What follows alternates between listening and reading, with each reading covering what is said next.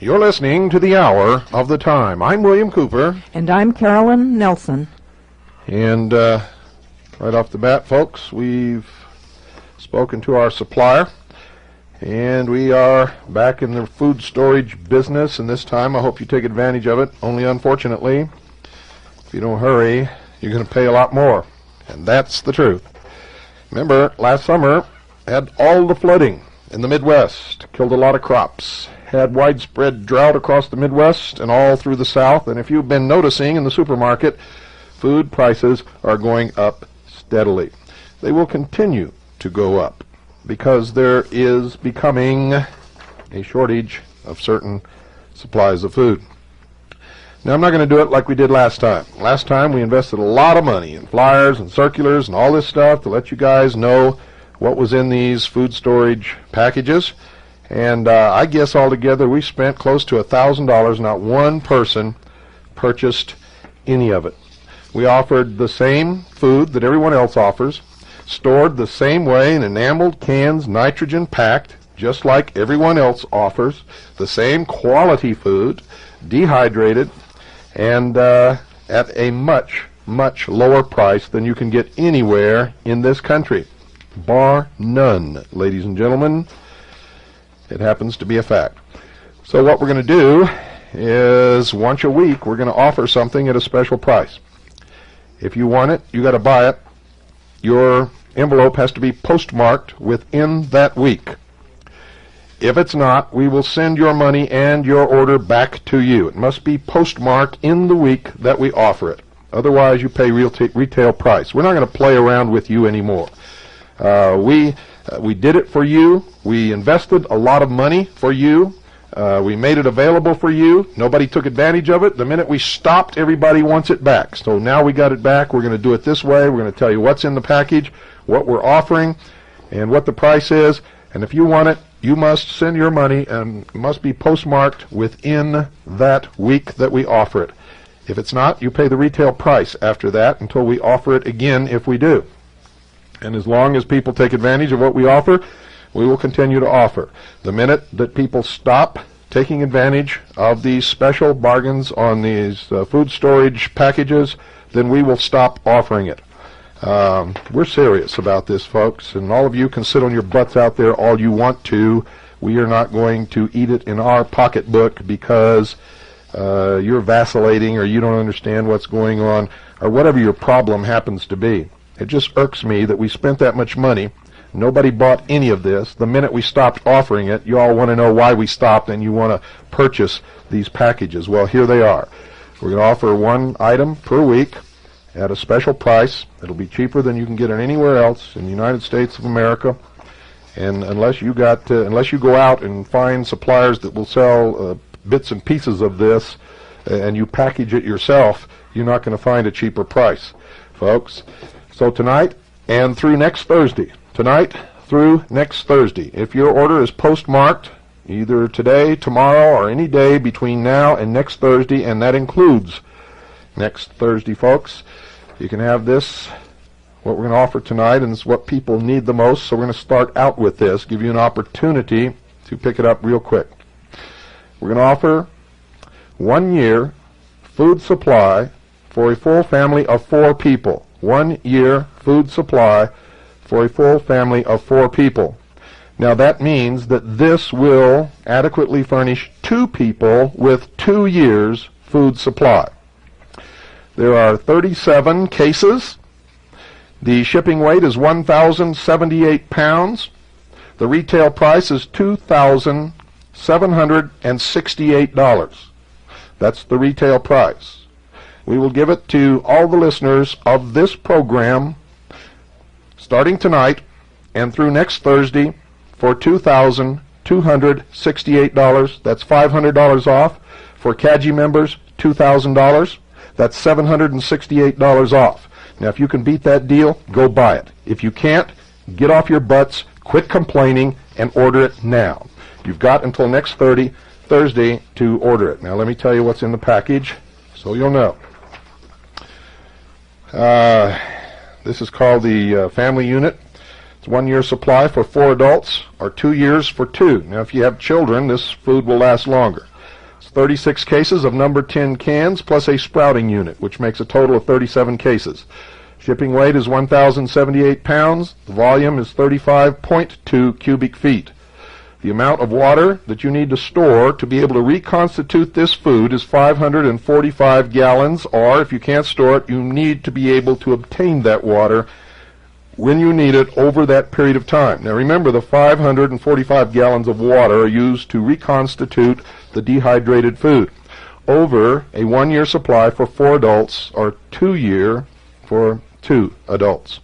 Now remember, these adults, if you're feeding children, unless they're teenage boys, you won't need as much. If they're teenage boys, then this might not last as long. And those of you who have teenage boys, you know what I'm talking about.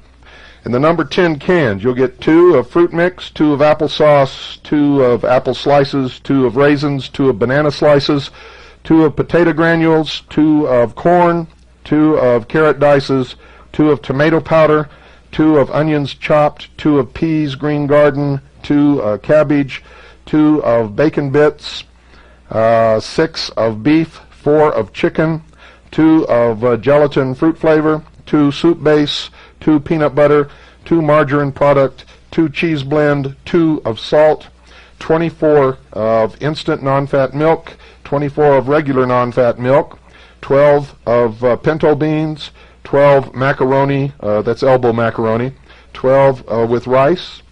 You'll get 24 wheat, hard red wheat.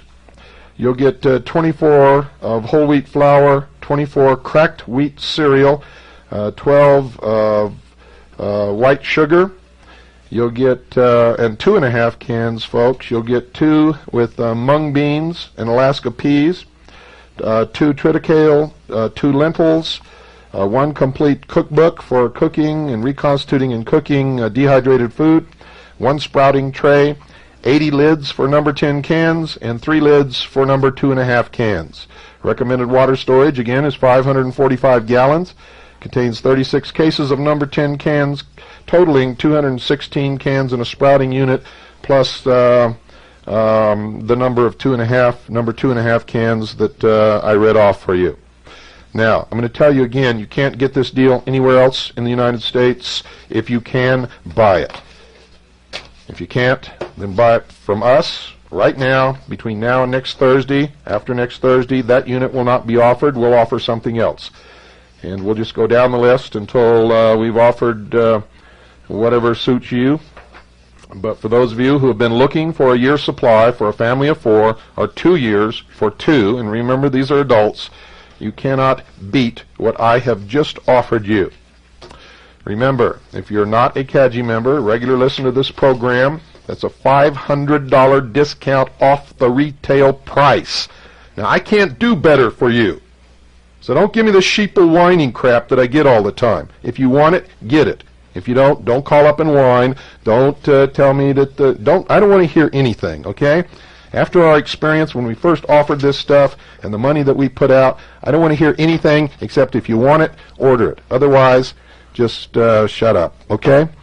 Tonight we're going to get further into the expose of the root of racial tension in this country and elsewhere in the world, how they keep us divided and conquered, and what it really stems from. And most of you who believe in this Aryan master race crap, and most of you who call yourselves identity Christians, I don't care if you worship in that church, I don't care if you believe that.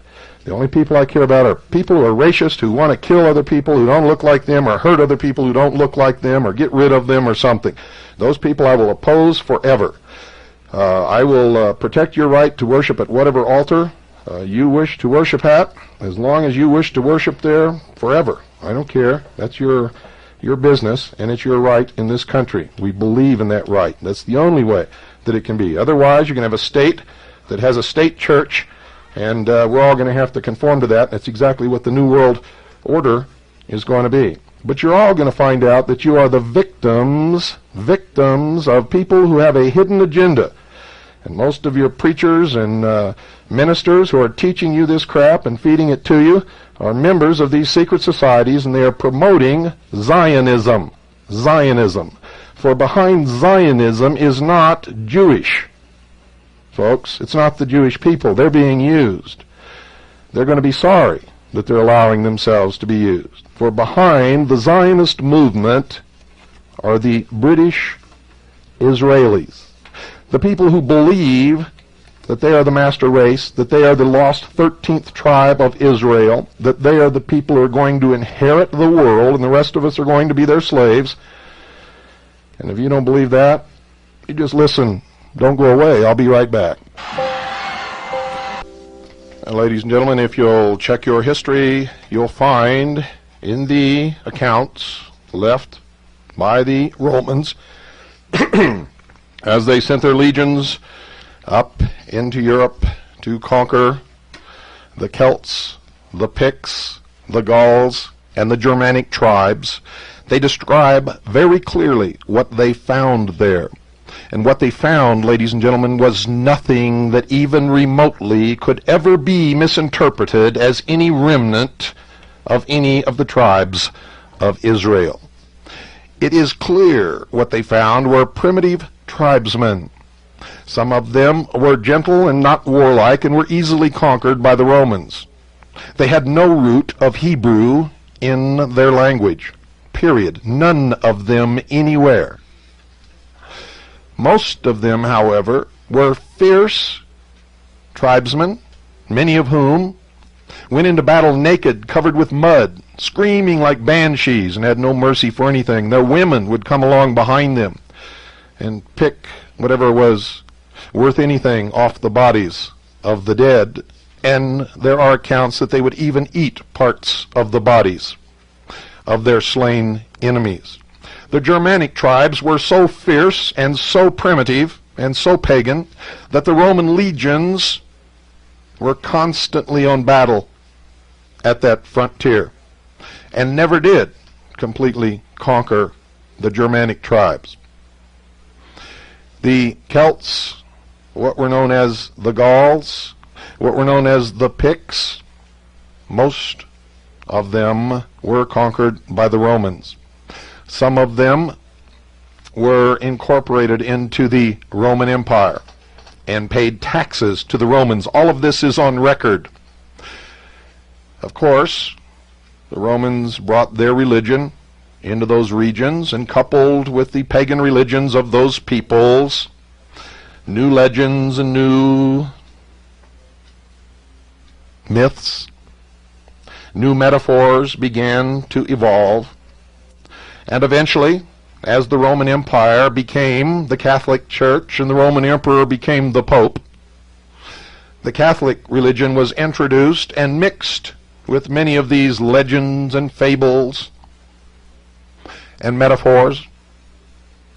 And in many of these places, strange tales and legends grew up as they struggled to interpret the new religion from the new Bible.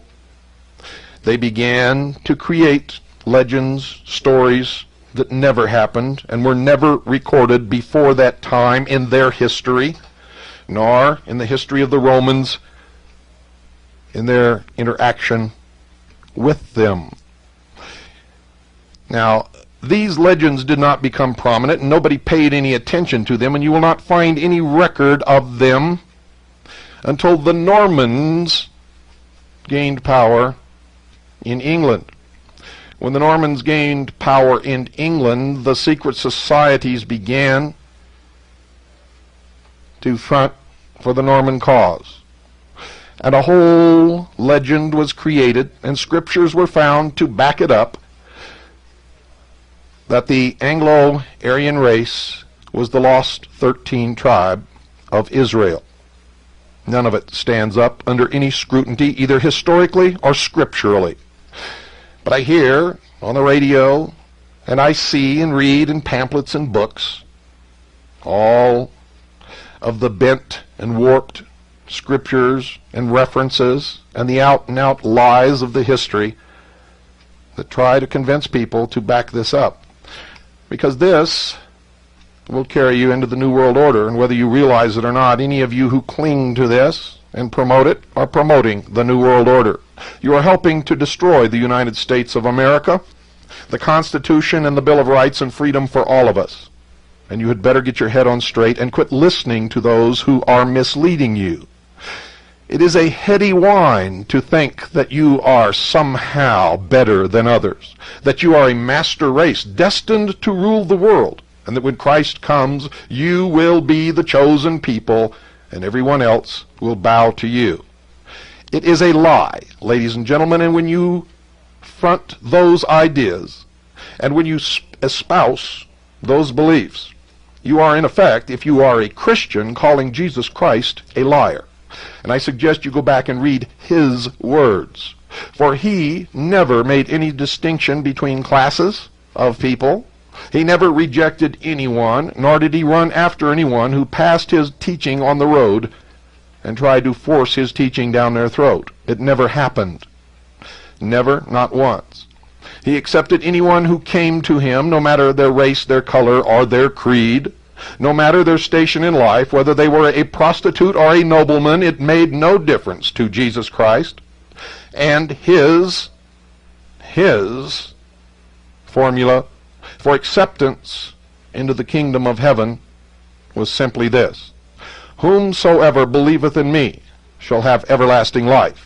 He did not say, whomsoever is a British Israelite shall have everlasting life. He did not say, whomsoever is black shall have everlasting life. He did not say, whomsoever is a Jew shall have everlasting life. He did not say, whomsoever is an Anglo-Aryan shall have everlasting life. And you had better understand that those who are manipulating you and teaching you these lies are heading you for a fall. For there is no master race, never was, and never will be. Of course, if you're not a Christian, then this doesn't make much difference to you. But it is a manipulation. It comes out of the heart of the mysteries that came from ancient Babylon and were twisted on the continent and in England to promote a hidden agenda. And I quote, ladies and gentlemen, from the book entitled The Teachings of the Masters, written by Reverend Dr. R. Swinburne Clymer, who was the Director General of the Church of Illumination, the Supreme Grand Master of the International Confederation of Initiates, of the OTO, of the Golden Dawn, of Freemasonry, of the Knights of Malta and the Knights Templar, the Supreme Grand Master of the merged occult fraternities comprising the Priesthood of Ith, the Rosicrucian Order, the Secret Schools, the Hermetic Brotherhood, Fraternitas Rosicrucius, the Temple of the Rosy Cross, the Order of the Magi, Sons of Isis and Osiris, Illuminati Americani, which translated means the American Illuminati. And this book was published by the Philosophical Publishing Company of Beverly Hall, Quakertown, Pennsylvania in 1952. The source of this information is from the 68th Convocation of the Rose Cross Order, to which all of the high-ranking members of the various orders and fraternities of what is known by the Brotherhood as the Illuminati or the Brotherhood of Man, internationally as the Internationale, in 1916 at Beverly Hall. And I quote verbatim, and you had better listen, because this is the source of your teachings. And it will be the hard core of the New World religion. It is already pervasive in the New Age movement, and it is very easily checked.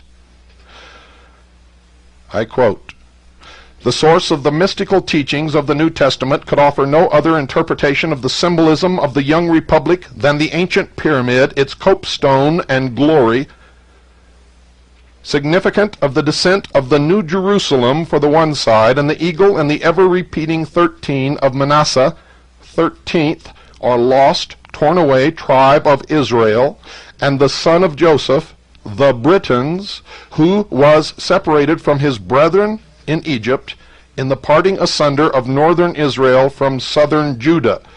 Now, historically, Judah was never a part of Israel, and that's why they say here, northern Israel from southern Judah, because Judah was never a part of Israel. And if they made it sound as if Judah, a part of Israel, separated itself from the whole, then they could be found historically incorrect, so they tell the truth.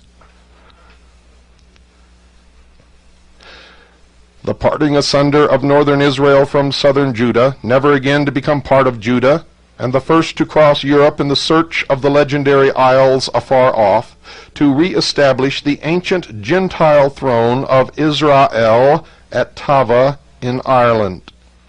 Now it is significant that they separate the name Israel into 3 syllables, Is-Ra-El, with dashes. It stands for Isis, Ra, who is represented as Osiris, and El. El means God. The hitherto rejected reverse side of our Great Seal is now in full view of these United States. It is to remind the people that from the beginning they were called to a great work as offspring of a mighty Manasseh, whose history began in Genesis and will culminate in America, and by whose stripes the world must be healed and will be healed, despite the many and inglorious betrayals of those who have set themselves up as the leaders of the peculiar people of the eagle. The legend tells us that Joseph, betrayed, as we have often been, and cast off by his own people, married the daughter of the priest of the temple of On in Egypt. Now remember, if you've listened to this program, you know that On is another name for the sun, or Osiris, or the light, or Lucifer. They're saying that Joseph, as the legend tells, and it is a legend, it is not historical fact, never was and never can be, for it is a lie. The legend tells us that Joseph, betrayed as we often have been, and cast off by his own people, married the daughter of the priest of the temple of On in Egypt. Today, as an eternal symbol until the time of the placing of the copestone upon the pyramid, one pillar of that ancient temple stands in London while its mate stands in New York. It is the phallus of Osiris, the obelisk. There is also one in the outer courtyard of the Vatican, and one stands in Dealey Plaza. One also stands on the estate grounds of the Priory de Sion, or the House of Sion in England. These are vivid and should be constant reminders to us of our unbreakable connections with ancient Egypt and with Europe, and our father Joseph as an Anglo-Saxon culmination. As a result of this union, and between these 2 pillars, must all the world, in biblical language, pass into Ephraim or Shiloh. Professor Tutton, an eminent symbologist, understood these ancient mysteries fully and indicated this in his statement, quote, "The whole Bible is written in the stars, both the law and the gospel, while esoterically the entire story of man is set forth upon the sea of Manasseh. The obverse side is Israel, under the new covenant, as the hope and outcome victory of Christianity. The 2 sides reflect each other and cannot be separated," unquote, and that is the meaning of the new covenant that Clinton espouses. For he also is a member. This was displayed dramatically in the photograph published worldwide where he stood in the Oval Office holding up a single red rose. Castro has been photographed holding up a single red rose, as has been Gorbachev, the leader of France, and the Queen of England. There is a possibility of England's betrayal, and by forces within, in which event America would be compelled to stand alone. This possibility, aye, probability, was clearly indicated in the poem ascribed to Merlin of King Arthur's court on the constellation of the 13 stars. And we'll get into that right after this break. Ladies and gentlemen, you see, this country has been betrayed by the Tories, who never wanted to separate from England in the first place. The body of the Illuminati around the world are working toward one world government, and if this Anglo-Aryan faction has its way, they will rule the world through a council of elders. If the Vatican has its way, the Pope will sit upon the throne of the world. Backing up one paragraph, I quote again, "There is a possibility of England's betrayal and by forces within, in which event America would be compelled to stand alone. This possibility, aye, probability, was clearly indicated in the poem ascribed to Merlin of King Arthur's court on the constellation of the 13 stars. Here they attribute truth to legend. Supposedly Merlin said, quote, 'When the cock shall woo the dove, mother and child shall cease to love. When the cock shall guard the eagle's nest, the stars shall rise in the west. Then 7 and 6 shall make but one, the lion's might shall be undone.'" Here they attribute to a mythical figure, Merlin, a prophecy which they say is being fulfilled in the world.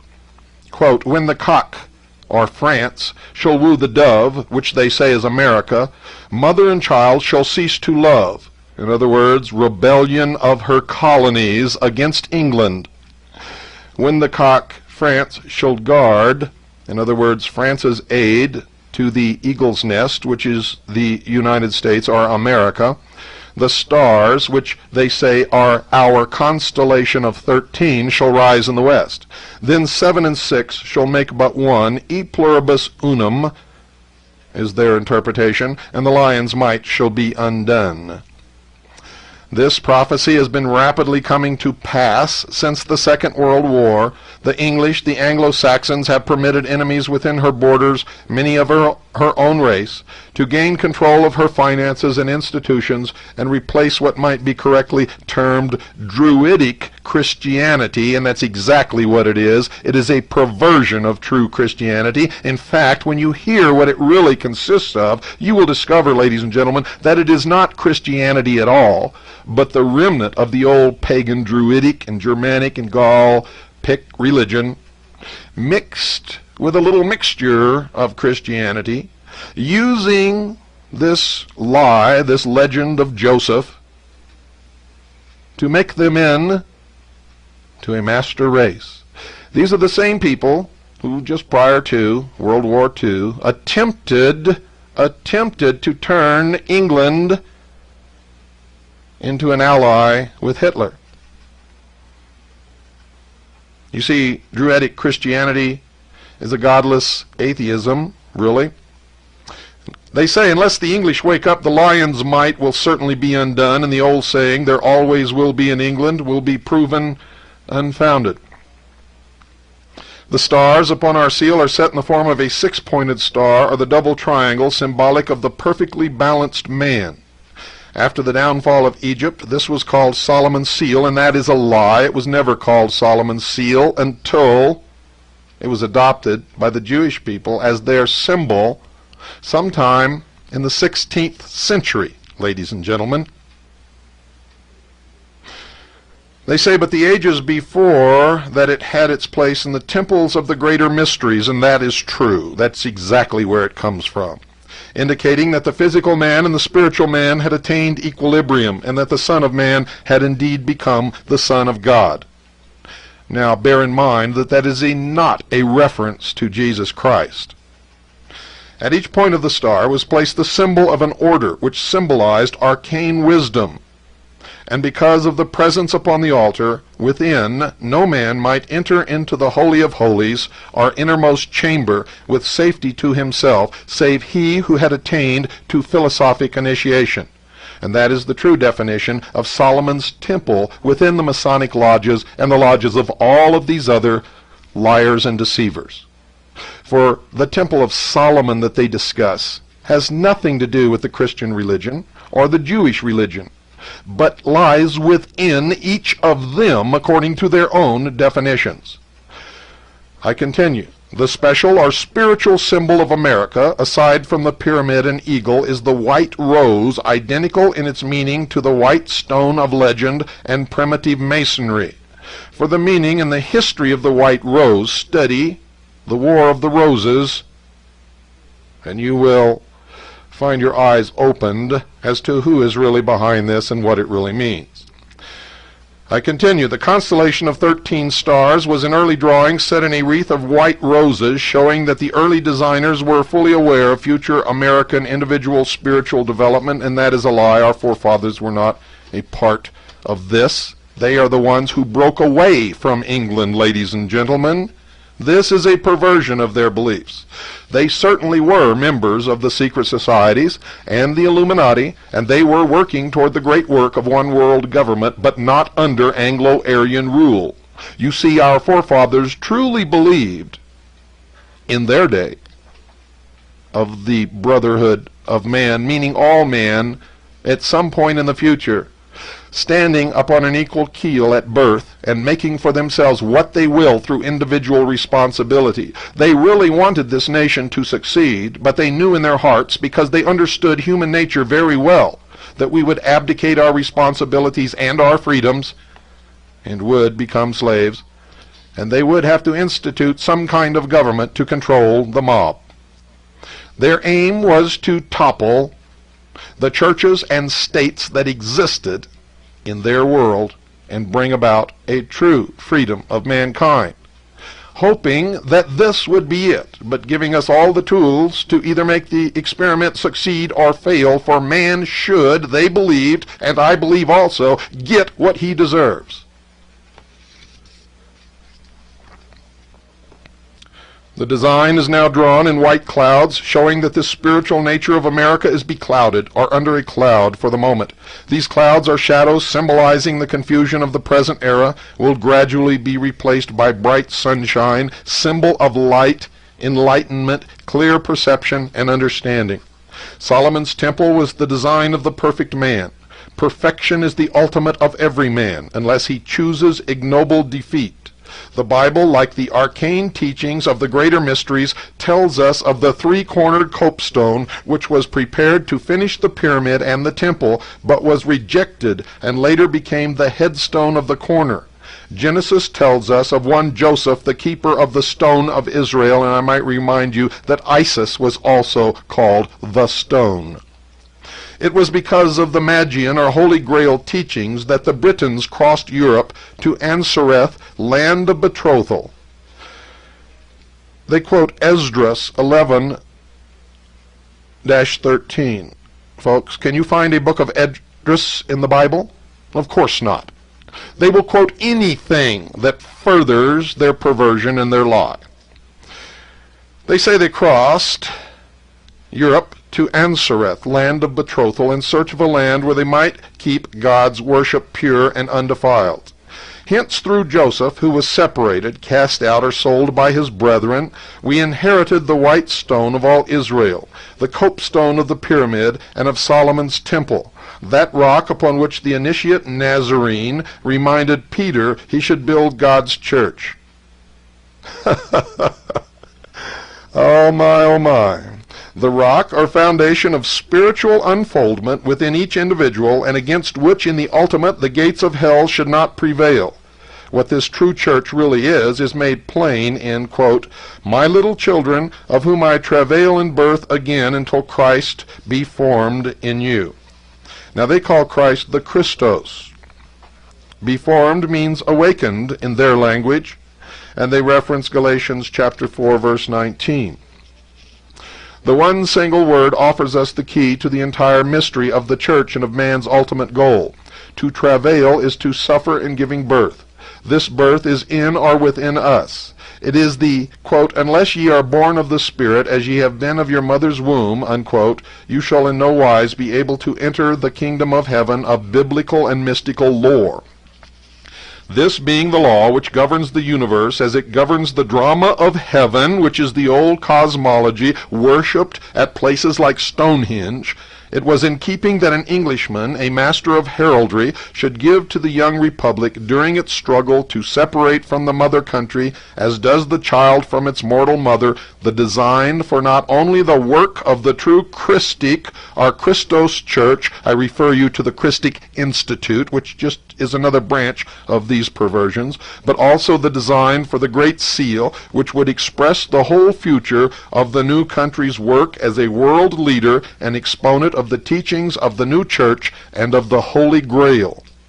The all-seeing eye, looking down upon the ancient pyramid, symbolizes America, the eaglet of Eagle Land, and all she is to mean to the world, if she does not permit herself to be betrayed by the degrading and destructive ideologies of decadent European and Asiatic countries and utterly selfish, traitorous leadership in our own country.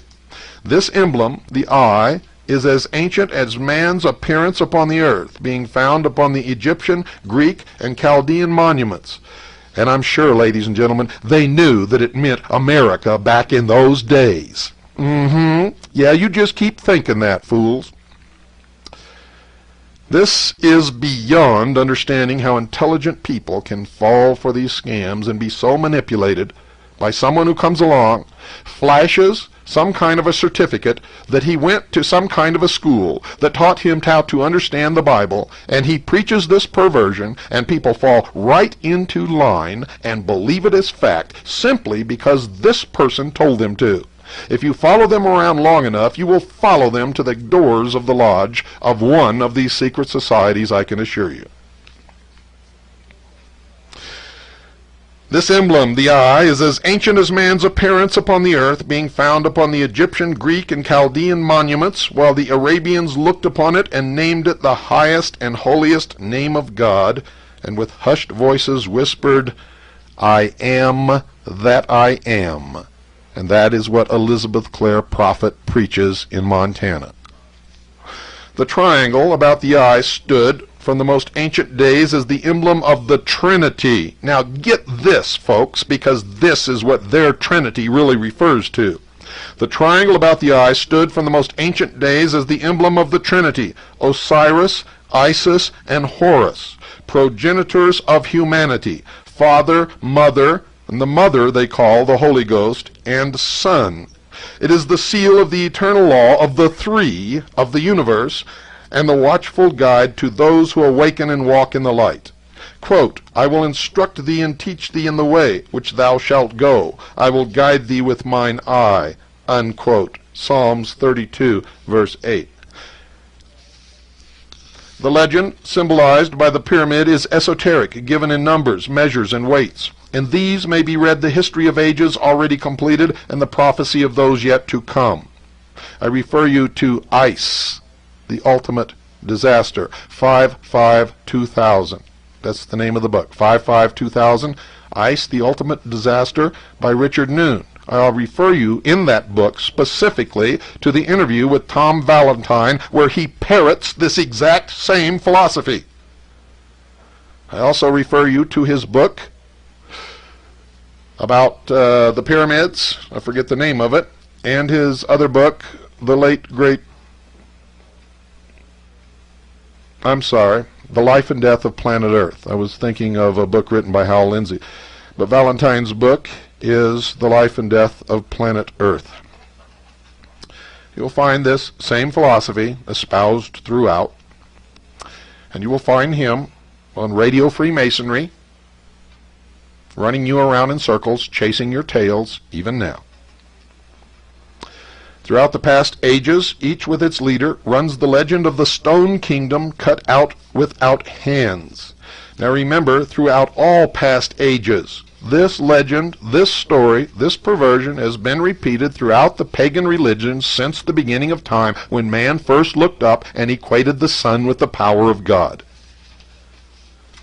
The inner kingdom of heaven, the last and greatest of all, might have been the Master Nazarene had he not been betrayed by his own people. as in England, the land of Joseph, and the Grail being betrayed today. Notice, when it comes to the Nazarene, who was of Israel, being betrayed, all of a sudden, he's been betrayed by his own people, but his own people are no longer these people, you see.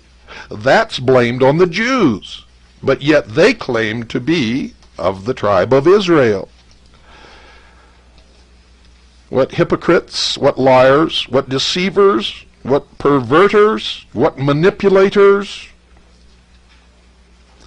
Unless Americans in rapidly increasing numbers become imbued with the spirit of America and awaken to the Christic Church, again I refer you to the Christic Institute, run by another secret society, the Jesuits, a similar fate may also befall America. Ancient architecture, heraldry, and the drama of heaven are all telling the people of America of their possible destiny, material and spiritual, no less than their responsibility. They're claiming that the Bible is recorded in the constellations of the heavens. The opposite is true, folks. The cosmology of the heavens in the ancient pagan religions existed long before the Bible was ever written. The Bible is a conglomeration of all of the metaphors and myths and religions of history passed down by word of mouth and written,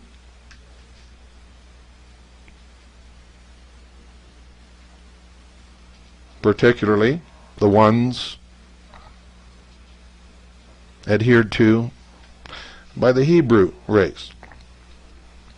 As the head, body, and limbs of the great image, made of different metals, represented each messianic age, a new interpretation of truth, and an empire directly relating to some manifestation of that truth, so must America represent the white stone, and be a nation fashioning itself according to the divine pattern until it shall have attained to the Messiahship. In other words, they're saying America is the Messiah.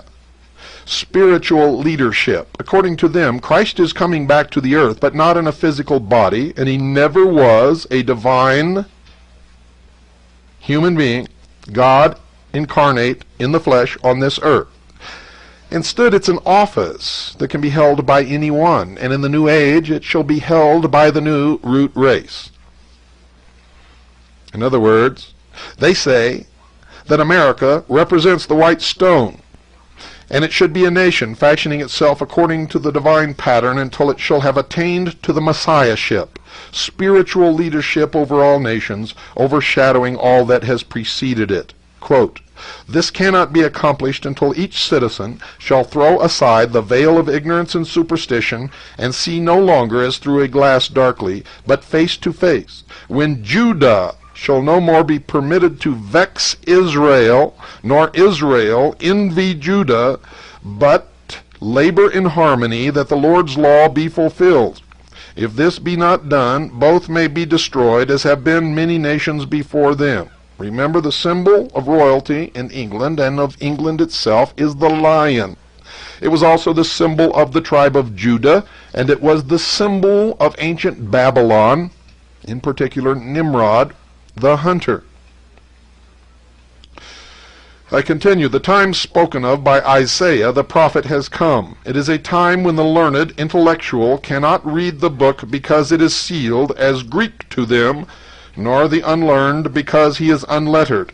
Yet shall the book be unsealed, because the ancient arcane wisdom applies to the individual who is willing to work in obedience to the Christic law in his personal quest of the Holy Grail, in drinking of the cup of unselfishness, in his love for his neighbor and the stranger within his gates, in his loyalty to his family and his country, and his stubborn but holy insistence that destiny's prophecy shall not be set aside. So on the one hand, they talk about the brotherhood of man, about equal rights for all, about love for his neighbor and the stranger within his gates, the loyalty to his family and his country, and at the same time these lying, deceiving manipulators are destroying the country. They're destroying the family. Oh yes, ladies and gentlemen, this comes out of the mysteries and nowhere else. And they believe that they are the master race and will ultimately destroy all other races and prevail as the rulers of the world. And yet they read this, they write this, and they see no contradictions, which makes most of them fools in my estimation. In any case, they are liars, deceivers, and manipulators, the scum of the earth. They are the destroyers. Each and every one may be the fortunate heir to this glorious inheritance, but must seek the white stone which crowns the pyramid within himself by the full development of his body, mind, spirit, and soul, the holy trinity of each Son of Man who has become the Son of God. And there is the clue to what they intend. Man will become God. Man himself will become Christed, and that is what they mean by the return of Christ to this earth. Not a physical man of divine origin, God incarnate in the flesh, coming on the clouds, as the Bible describes, but man himself will become Christed. And as humankind becomes Christed, and the chaff is weeded out from the wheat, which is them, and destroyed from the earth, all other races, they will prevail, and Christ will be upon the earth in them. It is in this manner that America will realize her destiny as the city set upon a hill, a star that shall never set, but become the light that shall light the world, because the true church of the eternal Christos, the Christ within man, for whom there is travail in birth until Christ be formed in you, man, shall have become established and be the sanctuary for all her people. This is what the Mormon church teaches. It is just another branch of Mystery Babylon, perverted by this hidden agenda of the master race, the Anglo-Aryan master race, incarnate in British Israelism, world Zionism, and if you're Jewish, you had better reject it. It's not about saving or preserving the state of Israel. It's about creating a one-world government and Orthodox Jews along with fundamentalist Christians, or any Christian for that matter, who will not renounce Christ as a divine incarnate of God in the flesh upon this earth. Any follower of the prophet Muhammad, anyone who will not bow down to this new religion will be destroyed. Will be destroyed. The state is the edifice. The church must be the spirit. This is the old Nazi coming back to us. This is National Socialism on a world scale. Where the state is the edifice, the church must be the spirit. The rise and fall of nations and people has been an exact ratio to their acceptance of the laws interpreted by their great spiritual leaders, or their efforts to think, desire, and act in attempted defiance of them. This is the combination of British Israelism. It is what brought Hitler to power. It is the same occult philosophy that Hitler worshipped of the master Aryan race. We use the term attempted for the reason that though uncountable millions have made every effort to live outside of the law, none have thus far succeeded, and all have passed into the limbo of things forgotten. This illustrates the trite, well-known old saying, the mills of the gods grind slowly, but they grind exceedingly fine.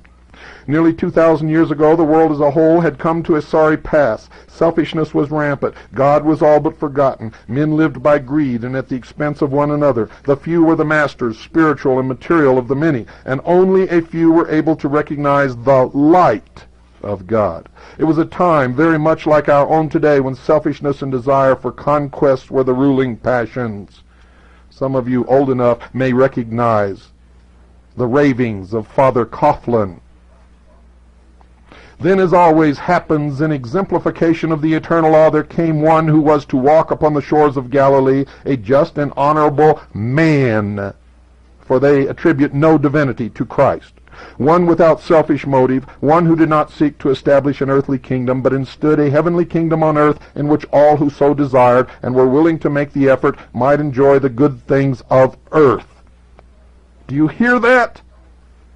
He talked of God as none other had before him. He proclaimed God to be the Father of all creation, the supreme being of the universe, the maker of heaven and earth, and of man in his own image. This young man, this native of Galilee, the Nazarene, preached the fatherhood of God and the possibility, not the certainty, of the brotherhood of man and the immortalization of the soul of man. This master teacher manifested greater love, more wisdom, and courage than had ever before been found embodied in the body of any man.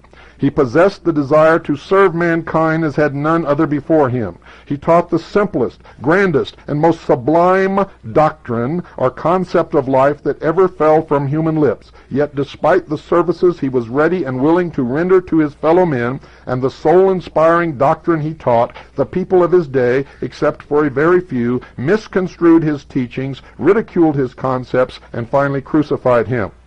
The great Galilean was wise. His wisdom and understanding were beyond the comprehension of the men of his day, because then as now, simplicity had no power to excite or incite. Only the complex wholes men enthralled. Foreseeing the things that were to come, he prepared the way so that, should his ministry and teachings be rejected, they would be preserved and passed on to a succeeding age. The age is now upon us, the new age, when man shall become the Son of God. Good night, and God bless you all. And may God have mercy upon your soul.